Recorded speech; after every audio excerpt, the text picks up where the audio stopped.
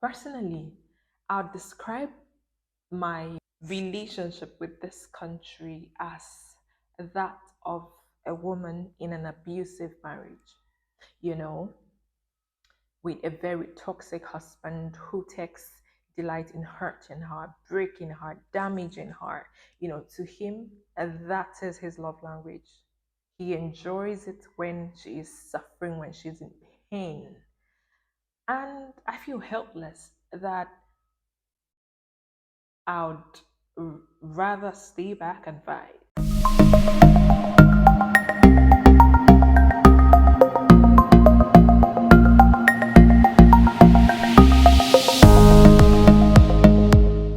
Hi guys, you're welcome back to my channel. If you're a returning viewer, thank you very much for coming back. But if this is your first time here, thank you for coming through.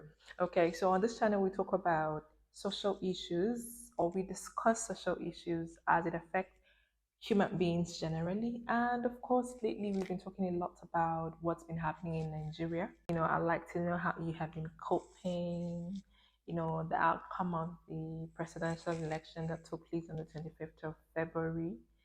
How have you been breathing? Okay, because I understand for someone like me, the first 3 to 5 days, I I doubt I was breathing at all. It was difficult. It was really hard, from having to wait for so long before the result was ready, and then seeing all the manipulations that happened. It was really heartbreaking. I lost my appetite for days because, just like every other Nigerian or most Nigerians out there, I was really hopeful for a change. And for whatever reason, I just believed so much in a particular man, right? And I believe so much in my candidate. And then when things took the turn that it took and it didn't favor him, it was I was devastated, to say the least. So this episode is more like me checking up on us. I want to know how you're faring. I want to know how it has been. What do you think? I mean, right now, we the obedience are in court. The matter is currently in the Court of Appeal, and we are hoping that we would get back our mandate. And of course, so far, everything is looking good, considering that they just postponed the elections that were supposed to happen on the 11th of March. It's giving hope. It's to me, I feel like I can still trust the legal system. Of course, you know, the legal system at this point in time in this country should be our only, hope. We should trust them to do what is right. Okay? I feel like everyone, I mean, if you're not biased for whatever reason, for whatever gain, whatever interest, you should be able to tell that that election wasn't free and fair. And so far, the result that each and every individual posted, okay, maybe not each and every, but most individuals who stayed to the end and see that their votes count was counted, took the figures and the pictures, we saw pictures flying around on the internet,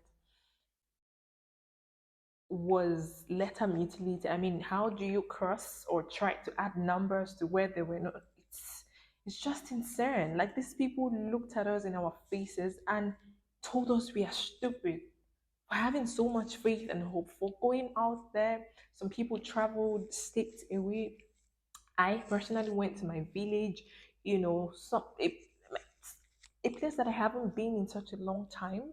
I had to travel the previous night. I was anxiety didn't even let me sleep the previous night. I was so excited to be voting for the first time. And then only for me to find out that my vote doesn't count, that all that sacrifice, all that excitement goes to nothing. Ah, I felt like it crushed my spirit. Like, it crushed my spirit. It has been difficult. Sometimes I wake up and I'm like, I don't even know if it will get better anymore. But then most times I'm like, come on, girl, this is Nigeria. It might take a while. I mean, we don't know how long. We don't know who God is going to use, but definitely it's going to happen. This country is going to get better, and we are going to be the envy of other nations. I strongly believe in it because, first of all, we have everything. We have the resources, natural resources. We have the talent. We have good people, young people, especially with good hearts and with the intention to make things work. So, guys, let me know what's been going on. Let me know how you have been faring. Have you been cutting people off? Have you been fighting with your friends that tend to have a different point of view in this whole matter? Probably supporting a different candidate. Let me know what you think. Okay, how are you even coping with the fact that things at times three, they're the normal prices or the prices that we're used to? How are you coping with having to buy your own money? I still find it difficult. I would rather stay in my house. If I can't go to a place where I can use my card to shop, then I have no business going there or buying that thing. It's sad because there are some things that you really need, those small, small things that the sellers don't even have a bank account, let alone accepting a transfer. It's difficult, but then I like to think that this is not going to last for too long. That once the right person gets the mandate, everything is going to go back to normal or even better than it has been in the past 8 years. You know what they say, it gets really dark when you're back to breakthrough. It feels like at that point, it feels like I can't take it anymore. And some people tap out, and then they get to realize that, oh, if I had held on 1 more minute at least, I would have, all of this would have been in the past, and I'll look back and I'll be grateful that I went through all that I went through and I didn't give up. All that there is light at the end of the tunnel. And at this point, Nigerians are like, who took the light to the end of the tunnel? What happened to having the light by the step where I go through my journey to make it easier? I mean, why do I have to go through all the rigors, all the hurdles, only for me to meet the light at the end of the tunnel?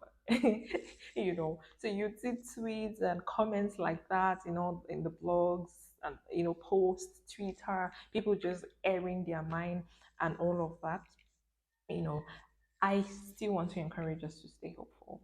Do the bit that you can. I mean, things cannot be as bad as it is. And instead of you to help the next man, if you have an opportunity to, or do the right thing when you have to, you see, after all, they don't care. Yes, the people at the helm of affairs don't care.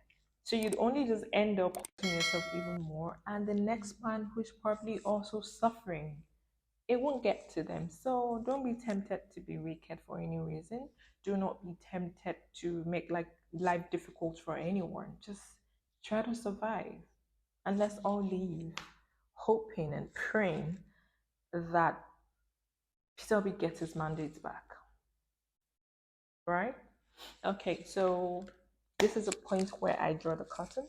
Thank you very much for watching, and don't give up on Nigeria. Don't lose hope. Stay positive. All of these will pass. I'm very sure of it. It will pass. So